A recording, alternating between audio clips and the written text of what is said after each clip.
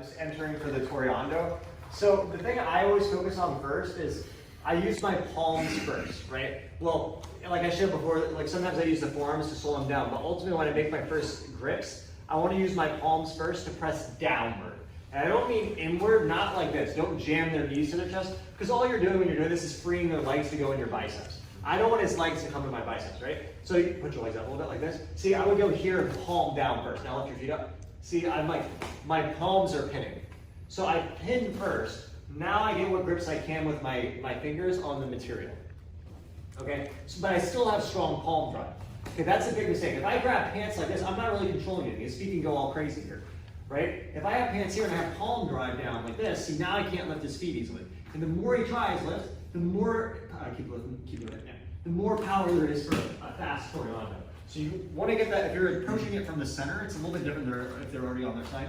But if you're approaching it from the center, you want to get that strong palm pressure down. This, if I'm passing this way, this is the leg that is the most annoying. Okay, this one, if I just clear it here, you can't really do much with it. This is the one that's constantly trying to get to my bicep and do stuff, right? So I'll usually try to go palm down and get some material if I can. If I feel like this pant is too high and it's too annoying, then I'll just do the ankle. That's fine too. And usually what I do is I'll do like a slight pull this way before I press back this way. And I hit the Toreando, okay? When I do the Toreando, I want to stay really high chest, high posture, and I hinge at the hip. What I don't want to do is try to drive into him immediately, because he'll frame with his right arm, and then if he's framing this one too on the hip, like that, yeah, like this blocks me and I can't get in, his knees tight. What I want is when I go, so frame my shoulder again, I go really high, and it's really hard for him to reach. That opens the staff up for my knee to come in. Or if he stays really tight with his knees, he'll spin himself. Keep your knees super tight to yourself. Yeah, super tight, like don't let this, yeah. See, then when I go, he'll spin himself, and now I'll try to go more north-south.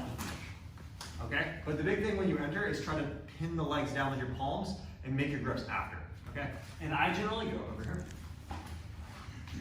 I generally like to focus on outside grips more rather than inside, because when you grab inside, usually the guy can lasso over top of the grip. If I go outside and kind of go in like this, I take all the slack out. My elbow's low and can't get in, right? And then he can't lasso because there's no slack from the outside grip.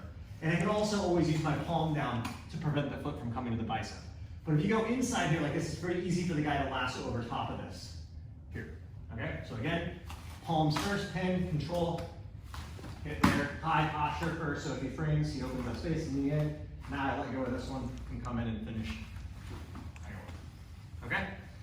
All right, guys, let's work the Toreando a little bit. Let's go. 1, 2, 3. What you know is you need to rotate the guy to face the opposite direction, right? There's two main things that you have to worry about when you're passing, right? I need to get inside the elbow-knee space. Okay, so I have to get inside here, so I need to open with this arm, with my left arm, right? My top arm, I want to rotate him to face the opposite way. Because even if I'm in here, if this leg can lasso over or do something, he's going to be able to recompose the guard. So my right arm's job is to rotate his hips to face the opposite direction. My left arm's job is to pull his leg open. So when I'm here like this, whatever grips I have, I step to the side with like this, there, and I pull open and drive. I like to have my elbows kind of tight first, so at least a little bit, so that I can pop. I don't want to be straight arm trying to run down like this. You don't have any power. Right? I want to be here and pop. You see, now I open this and I turn them away. So it's harder for him to lasso, do anything with this. He's rotated away, everything's good. And then from here I decide, if he tries to push on my shoulder and opens the space, now I can drop my knee and go for more of a knee on belly finish. If his elbow and knee is really, really tight, then I might go more north-south finish, okay? But try not to, when you do your Toreando, step around and try to go straight into knee on belly. Don't do that. You want to think more that you're trying to land in this kind of overhead high position. I'm high, I'm chest over chest. There's really no easy place for him to go. He's frozen. If you try to go straight to knee on belly, you usually end up more like this. You don't turn him over enough, because by going to knee on belly, I'm not that far pushing him. Right? My leg's out here, he can fight back. I want this leg really high. Here, like this. See? That's how I get enough drive. If this leg was back here, I couldn't be pushing that far that way. So I need to be more here. Now I come in and I can finish. Does that make sense? Are you also pulling up on your leg? I'm not pulling up so much. It can depend on what they do. I'm more pulling out. Okay. Right? So I'd be like here like this. Once I clear this, usually I just let go of this and go in. Because once this is, the whole purpose of this arm is to open this space and clear the leg. Once this is in, I don't need it anymore. So I'll keep this, because this stops him from turtling if you try to turn away.